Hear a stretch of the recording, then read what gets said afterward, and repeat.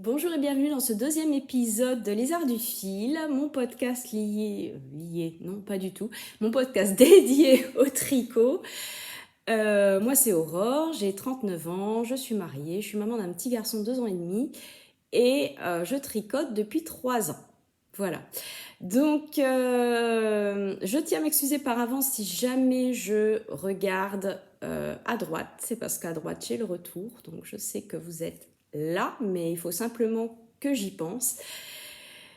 Et j'espère que vous n'allez pas tomber parce que l'installation que j'ai faite est un petit peu précaire. Voilà.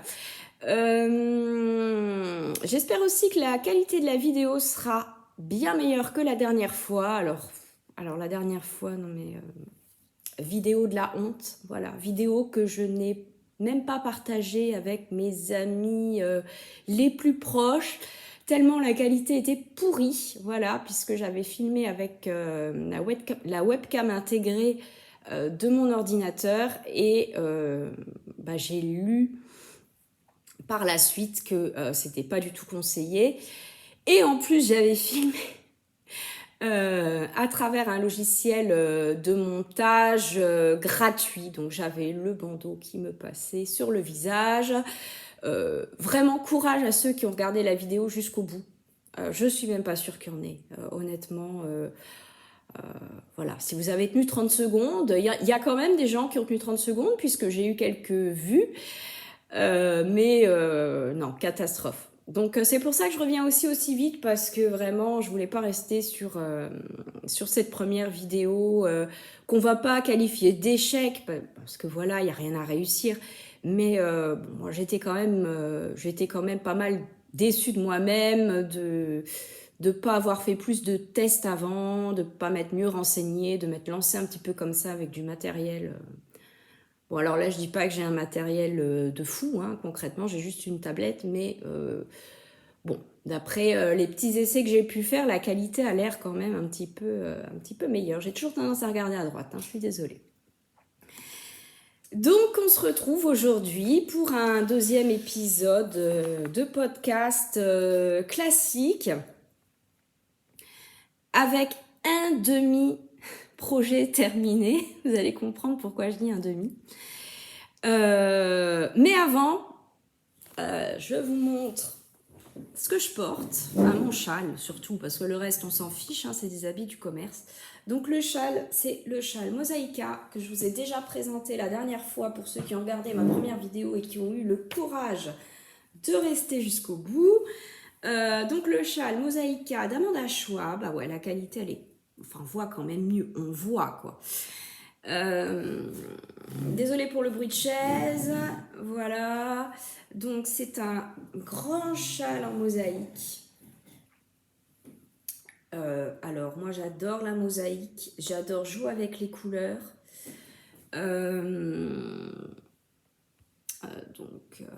Donc voilà, des grandes sections de mosaïque avec entre deux sections un point texturé. Ne me demandez pas lequel parce que ça fait longtemps que j'ai tricoté le châle, je m'en souviens plus forcément. Châle qui est tricoté en fingering.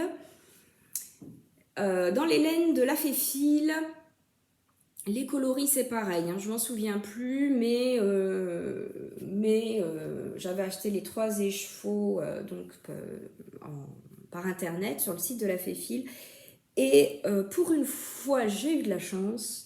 Je trouve vraiment que les couleurs vont très bien ensemble. Enfin voilà, moi j'adore le vert en plus, donc j'ai été servie dans le blanc. Vous voyez, le blanc il reprend donc les speckles vert et bleu canard des laines principales, des autres laines. Voilà. Donc pour la petite. Donc châle en fingering que j'ai tricoté en 3,75 je pense parce que je tricote mes châles en 3,75. Attention, je vais faire un bruit de chaise.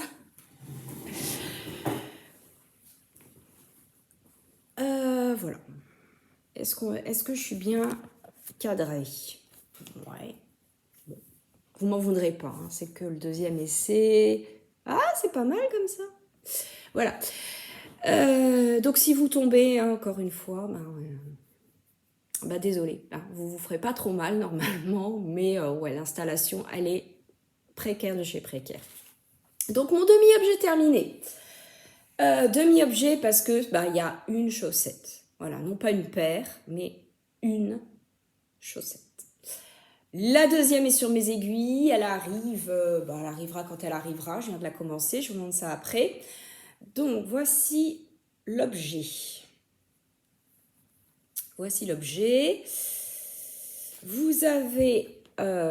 j'explique quoi? J'explique d'abord la construction. Enfin, il n'y a pas de construction. Je vous parle du modèle peut-être. Donc, c'est les Favorite Socks de Christine Lehrer. Donc, patron qui est disponible gratuitement sur Ravelry. Patron de chaussettes à la vanille, comme on dit. Toute simple. Donc j'ai fait des côtes semi-torses. Je sais plus si c'est ce qu'elle préconisait, mais bon, les côtes semi-torses, alors je trouve ça un peu long à faire. Pas toujours confortable pour le poignet, mais j'aime le rendu après est quand même pas mal.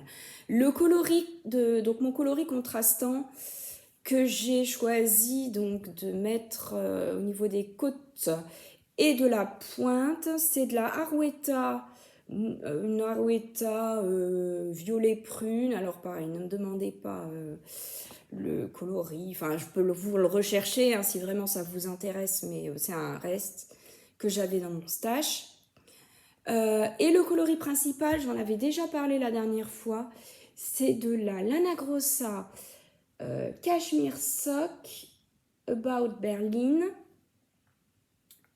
Alors, est-ce que c'est le coloris About Berlin ou est-ce que c'est juste la marque je ne sais pas, voilà. Mais c'est une laine à chaussettes que j'ai trouvé chez qui? À la Vol Boutique de Luxembourgville. Hein. Alors moi j'habite à une demi-heure du Luxembourg.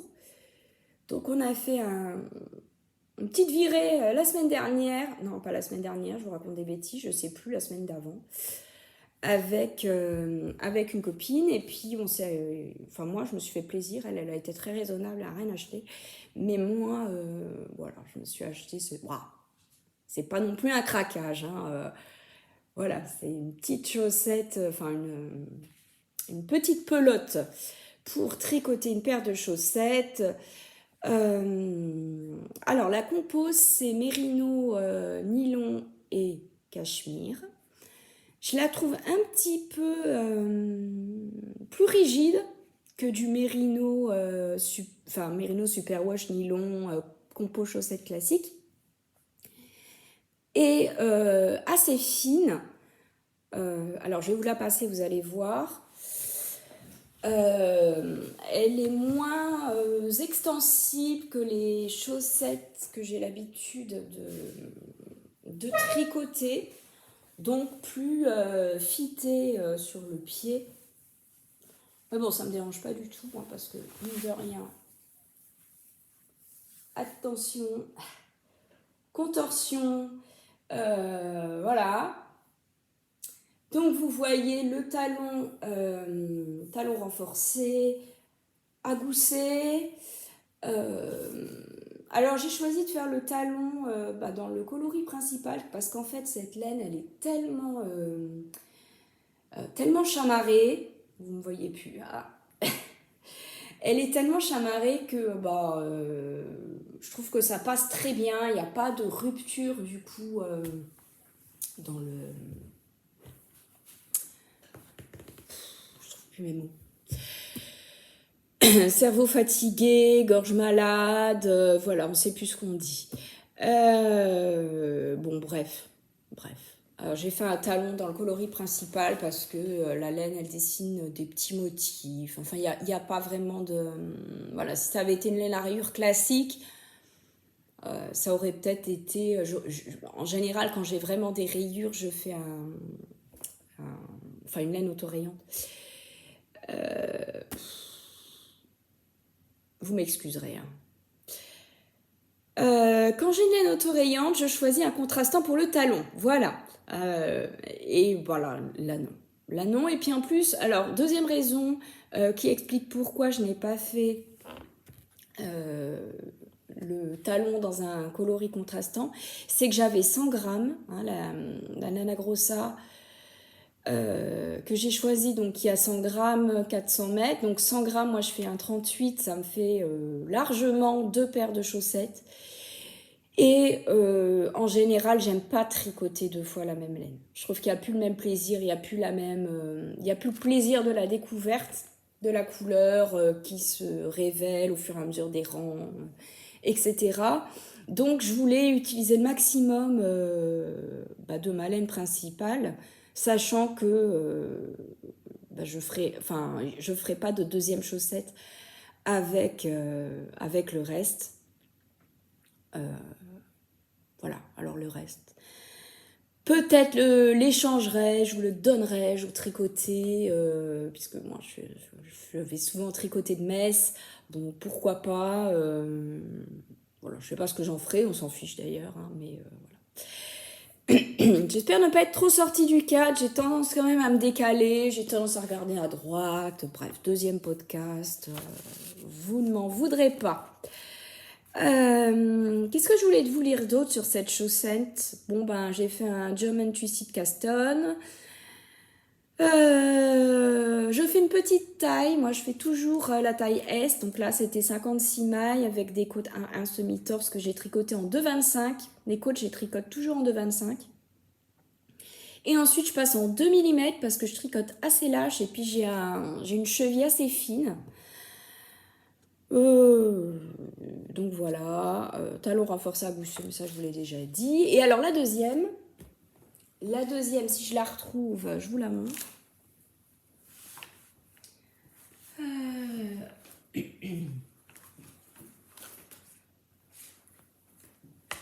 Voilà, donc la deuxième, elle est sur mes aiguilles. Moi je tricote toujours mes chaussettes en Magic Loop.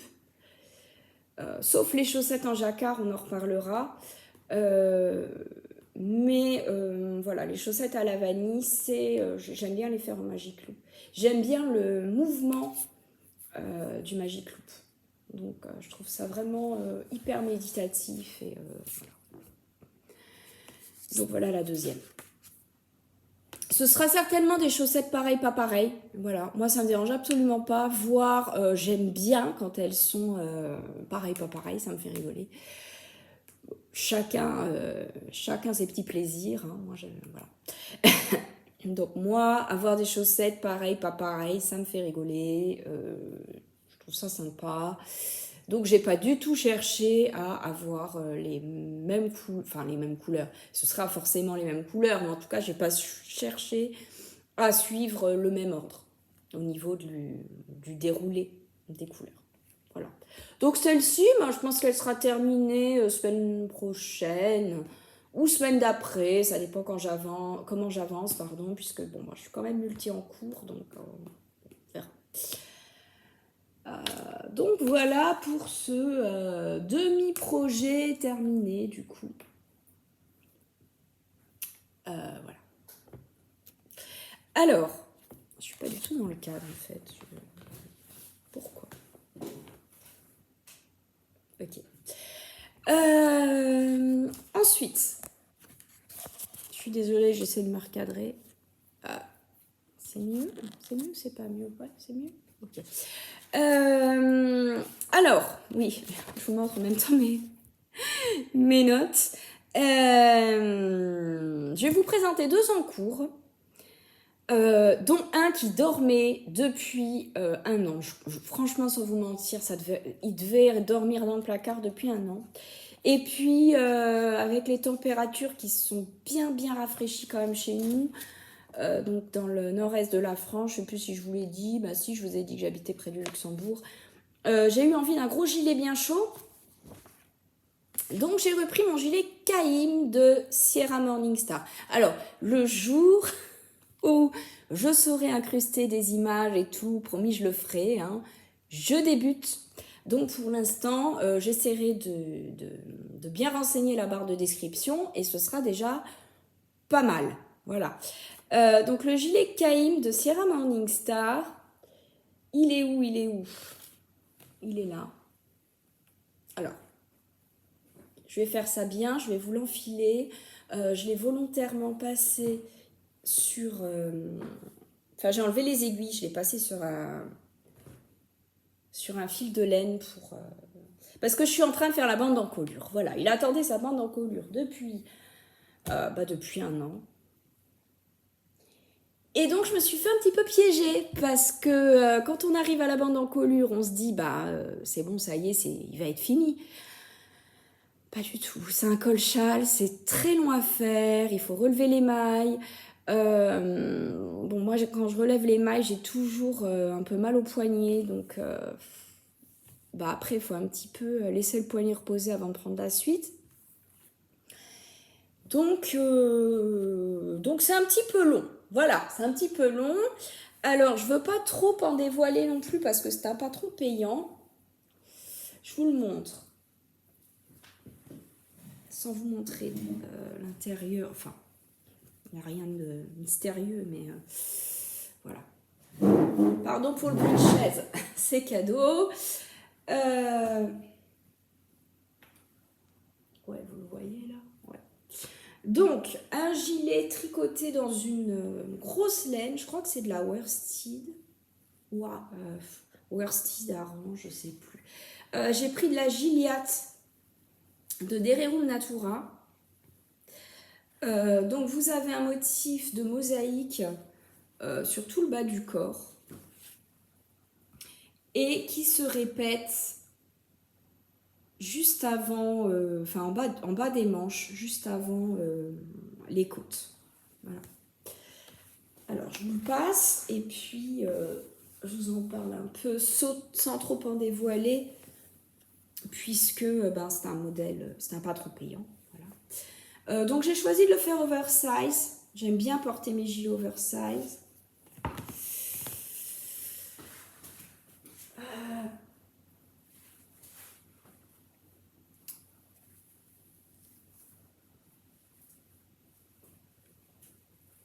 Donc en Gilliatt de Dererum Natura, le coloris principal, c'est le coloris poivre et sel.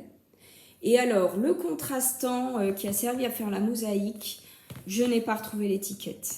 Donc je ne sais plus, mais le coloris que vous voyez à l'écran est vraiment fidèle à l'original. Donc c'est une sorte de caramel. Ouais. Caramel, camel, voilà. Donc l'idée c'était vraiment, je vais le garder, l'idée c'était vraiment de faire un gros gilet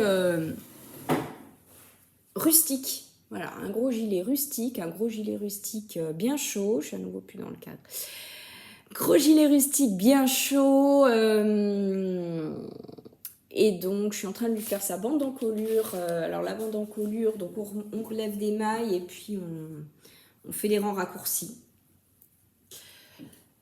Voilà, d'où les petits marqueurs, hein, vous voyez qu'ils sont encore dessus. Et puis, donc là, j'ai terminé les rangs raccourcis. J'ai repris, enfin, je sais plus comment on dit, j'ai tricoté les wraps.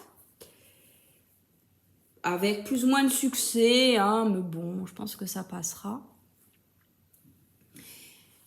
Et donc, je vais bientôt attaquer les boutonnières. Alors, j'ai jamais fait de boutonnières. Si jamais vous avez des tutos à me conseiller pour réaliser des boutonnières, il y en a certainement plein sur YouTube. J'ai pas commencé à regarder, honnêtement. Mais si vous avez une technique préférée ou si vous avez... comment dirais-je, des astuces, voilà, je suis preneuse parce que, alors c'est un patron qui est en anglais, alors je comprends l'anglais, hein, moyennant quelques traductions sur Google, je comprends l'anglais, mais comme ça, je me rends pas forcément compte de ce qu'il faut faire. Bon, c'est pas très grave, hein, je vais trouver. Mais si vous dites « Ah, mais il y a les boutonnières, c'est facile, tu prends le tuto de machin et tu fais ça en 2-33 mouvements », voilà, si vous avez ce genre de vidéo tutoriel, je suis preneuse. Voilà pour mon... Il tient vraiment super chaud. Alors, c'est la première fois que je le porte.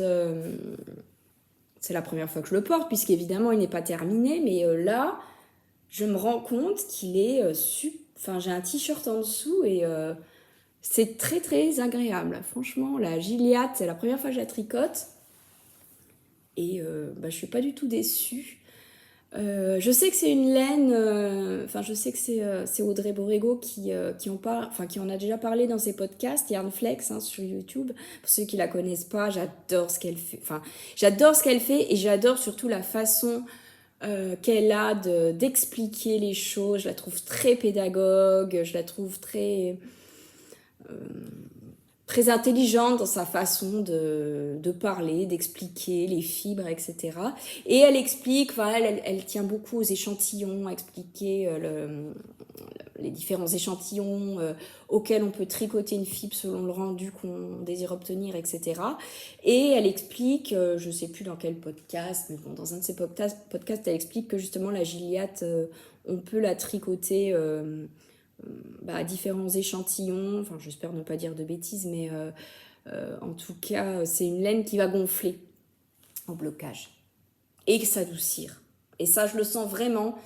C'est vrai que c'était un petit peu cartonneux quand je l'ai... Je me suis dit mince, l'échantillon est peut-être trop dense. Quand je l'ai tricoté, c'était un peu cartonneux. Et puis j'ai fait une espèce de pré-blocage en fait. C'était ce qui était conseillé je crois dans le patron avant de commencer la bande encolure. Et ça s'est vraiment adouci, assoupli. Elle pique pas du tout alors que c'est une laine qui est assez rustique. C'est une laine cardée. C'est une laine cardée. Je crois qu'elle n'est pas super wash. Je ne veux pas dire de bêtises. Hein. Vous vérifierez. Tout ce que je dis, vous le vérifiez. Hein, c'est ma copine Céline qui dit toujours ça. Ma copine Céline, Céline Madame Bibiche de See You Later Knits, qui est une copine du tricoté de Metz. Et qui dit toujours vérifiez ce que je vous dis, surtout pour les maths. Donc c'est pareil, hein. Je vous raconte peut-être des bêtises, mais enfin bon, voilà. Bref. Vous m'en voudrez pas, deuxième podcast, indulgence, etc. etc. Je l'ai tricoté en aiguille 5, voilà, je vous l'avais pas dit, aiguille 5 pour le corps, et je crois aiguille 4,5 pour les côtes. Voilà.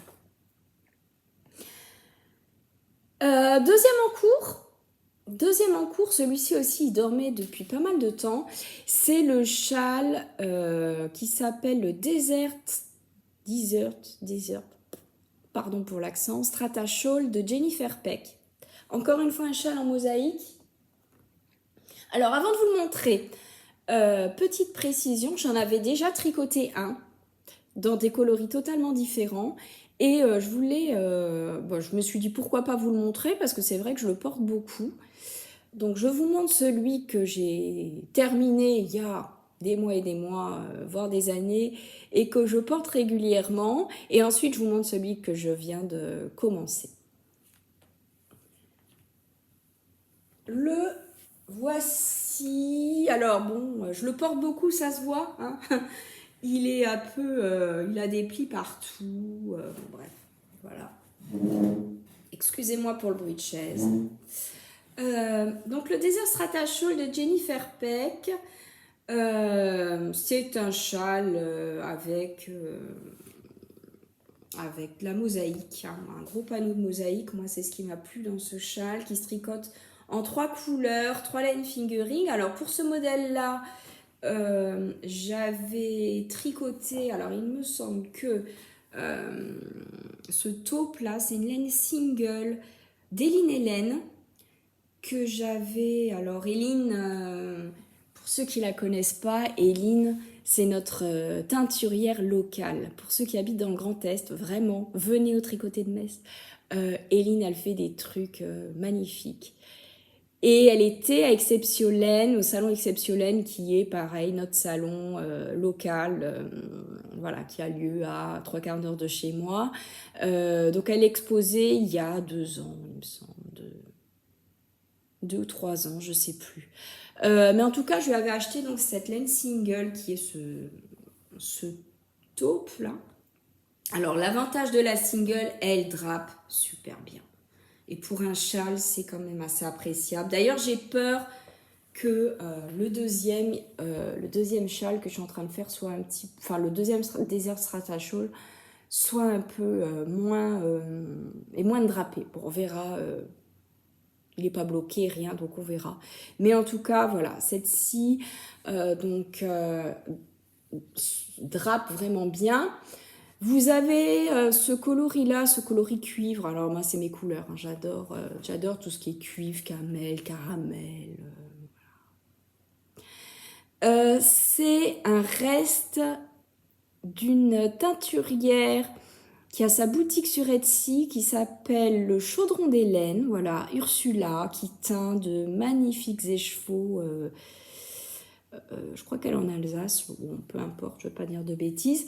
Mais, alors, j'ai plus le nom du coloris, mais c'était une laine d'Ursula, donc le Chaudron d'Hélène. Et puis, ce bleu, c'est la pelote vagabonde. La pelote vagabonde, donc dans sa base cocon, qui est une base... Est-ce qu'il n'y aurait pas du mohair? Pareil, vous vérifiez. En tout cas, elle est beaucoup plus fluffy que les autres. Donc, elle a un truc spécial, c'est sûr. Peut-être du mohair, mérino mohair, peut-être. Je ne sais plus. Voilà. Bon, bref. En tout cas, je le porte beaucoup. Il est super chaud. Il est grand. Il est super chaud. On peut s'enrouler dedans. C'est un des châles les plus chauds que j'ai, je crois, mais justement grâce à cette laine de la pelote vagabonde qui est très fluffy. Bon, bref, voilà, il tient chaud, il est agréable et tout, et tout, et tout. Il ne faut pas que je sorte trop du cadre. Je vous énerve avec mon cadre, hein. Je le sens, vous voulez voir de la laine. Bon, elle arrive. Alors, deuxième Desert Strata Shawl, toujours donc de Jennifer Peck. Je le répète parce que je me dis, si jamais j'oublie de mettre les infos dans la barre de description, ce serait quand même dommage de montrer les ouvrages et de ne pas rendre hommage au créateur, à la créatrice. Alors, celui que je suis en train de faire, il est là. Voilà. Donc, je l'ai repris, il était en dormance. Et je l'ai repris donc, dans une gamme de coloris, vous voyez, complètement différents. Alors là, j'ai choisi des laines de La Fée Fil pour les deux que vous voyez à l'écran. Alors, celle-ci, ce gris clair avec plein de speckles dans les tons verts, bleus, un petit peu de rouge même de temps en temps, un peu de fluo. C'est le coloris Edinburgh. Donc c'est une laine mérino nylon. Attendez, je suis en train de vous dire des bêtises, je crois. C'est pas Edinburgh. C'est vitrail. Je pense que c'est vitrail. Je pense que je vous ai dit des bêtises et que c'est vitrail. Je suis vraiment désolée. Voilà. Donc ça, c'est pour ce coloris gris clair. Je lui associe un contrastant, donc les bandes que vous voyez anthracite, terre eau, que j'avais acheté, il me semble, au Festival Exceptionnel de l'an dernier.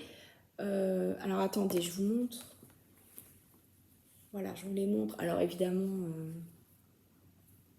ils sont déjà bobinés. Et puis, je vais vous le chercher.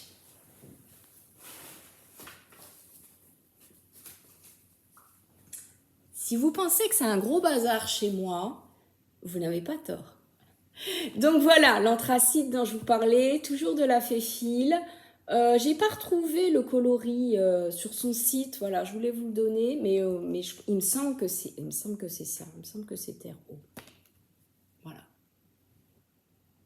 Et puis, donc, il y aura une troisième couleur que je n'ai pas encore commencé, qui apparaîtra donc dans la partie mosaïque et qui terminera le châle. Et c'est ce vert. Alors moi j'adore le vert, hein, je vous l'ai déjà dit. Ce vert, oula, il est un peu surexposé quand même. Hein. Il est un petit peu plus foncé.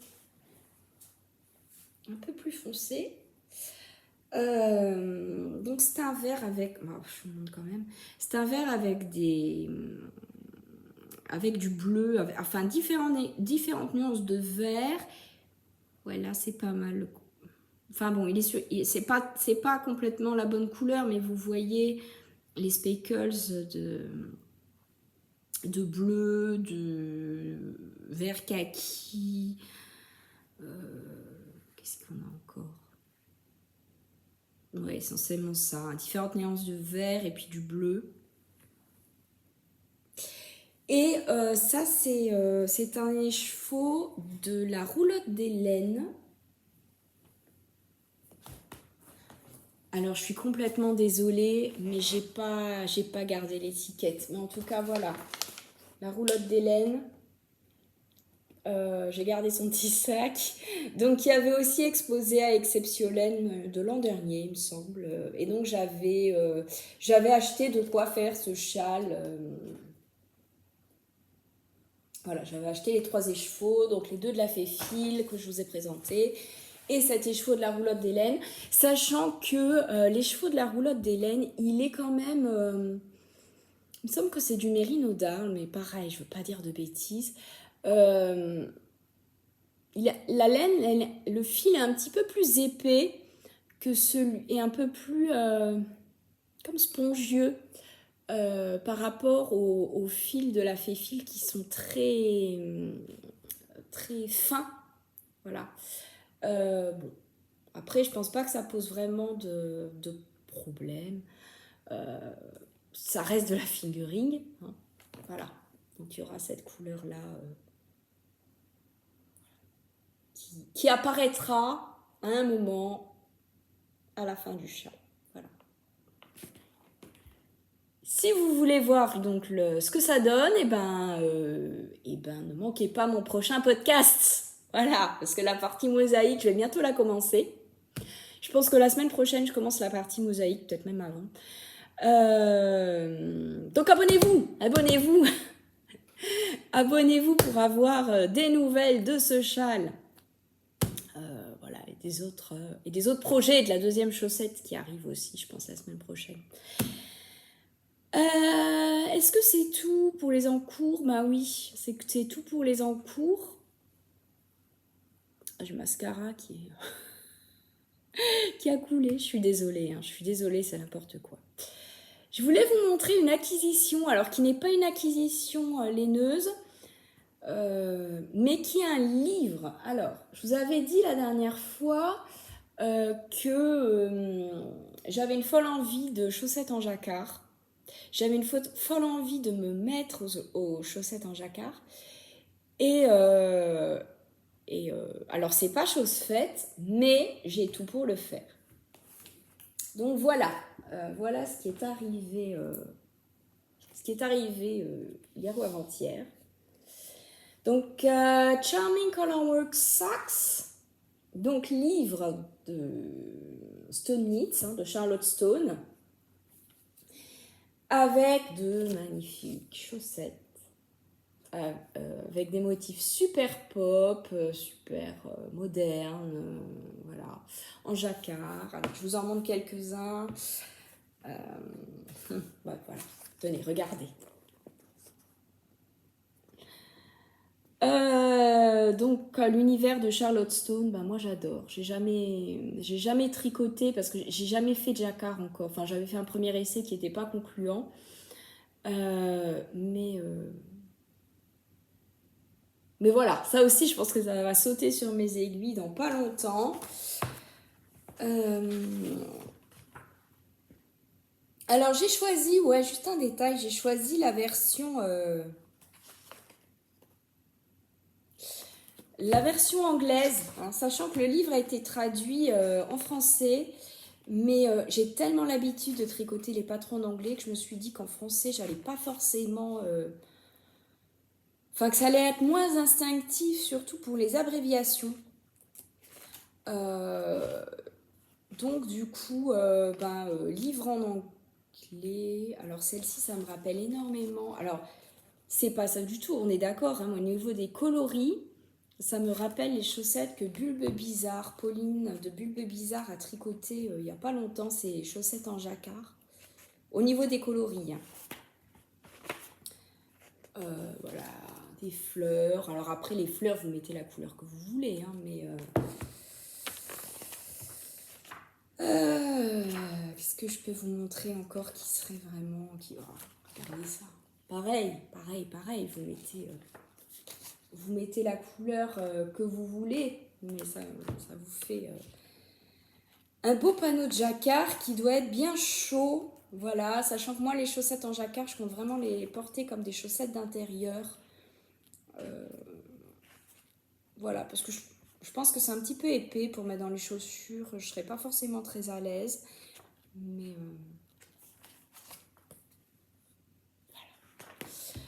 voilà quelques-uns, donc des modèles de ce livre, des patrons de ce livre que je fais. Voilà, je ne me suis pas encore décidée sur quel patron j'allais faire. Aïe. Voilà. Donc, pareil, suite au prochain épisode, n'hésitez pas, donc on arrive à la fin. Donc, comme disent les youtubeuses professionnelles, si vous avez aimé, n'hésitez pas à mettre un j'aime pour nous donner de la visibilité à ma chaîne. Qu'est-ce que je voulais vous dire d'autre? Oui, si vous avez des tutos de boutonnières, des astuces pour les boutonnières dans une bande d'encolure, là, voilà, qui va arriver bientôt, et ben n'hésitez pas à me les partager, ça me fera très plaisir. Et puis, autre chose pour les boutonnières, oh là là, je saute du coq à l'âne, mais c'est un peu moi, vous voyez, j'ai pas envie de faire un truc organisé non plus. Je l'imagine bien avec des gros boutons en bois. Donc, je pense qu'il faudra des boutonnières assez larges pour faire passer les gros boutons en bois. Voilà.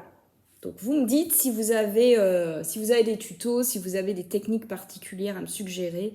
Je suis preneuse. Voilà. Et ben, c'est tout pour aujourd'hui. C'est tout pour aujourd'hui, 37 minutes. Ouais, bon, ça fait un petit épisode quand même sympa. J'essaie de revenir bientôt.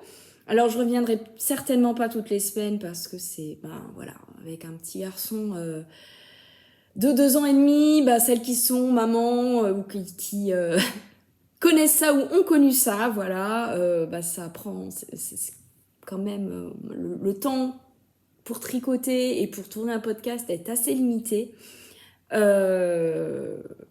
voilà, je ferai pas un podcast toutes les semaines.